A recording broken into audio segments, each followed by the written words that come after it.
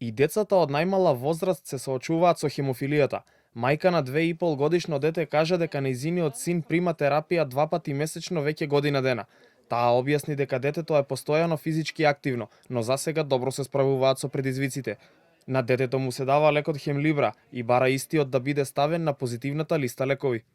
Тој е на Хемлибра од самиот почеток, од година и пол. До сега немаме никаков проблем, немаме ни внатрешни спонтани крварења, ништо сме немале. Вчера баш падна надвор, на лактото се удри на асфалт. Така. Сега за сега е супер. Прима само Хемлибра. Ја прима еднаш на 2 недели, така. Сакате кажете дека многу ефикасен. Подкожно е, да, е супкувано, нема боцкање во вена. Од Сдруженијето на лица со хемофилија Хемолог велат дека пациентите се соочуваат со недостаток на лекови веќе половина година, а се лекуваат и со несоодветна терапија.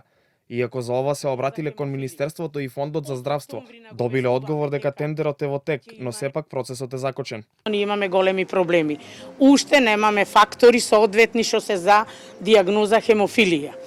Од октомври наговестуваме дека ќе има недостаток, ќе има проблеми и се нешто се влечи. Сега ќе биде тендерот, после ќе биде тендерот, сите тие работи. Кај ни е тука запрен сиот процес, што ние еве денеска сме 28 април и уште немаме фактори, то не ни е познато, а имаме и други пропратни. Во моментот се лекуваме и со несоодветна терапија. Директорот на Фондот за здравство Сашо Клековски рече дека е зголемено финансирањето за набавка на лекови за хемофилија, меѓу кои и лекови кои ќе бидат за долгорочна терапија. Со тоа пациентите нема да имаат потреба секојдневно или неделно да примаат терапија, рече Клековски. Мислам дека фондот направи максимум што можеше да направи.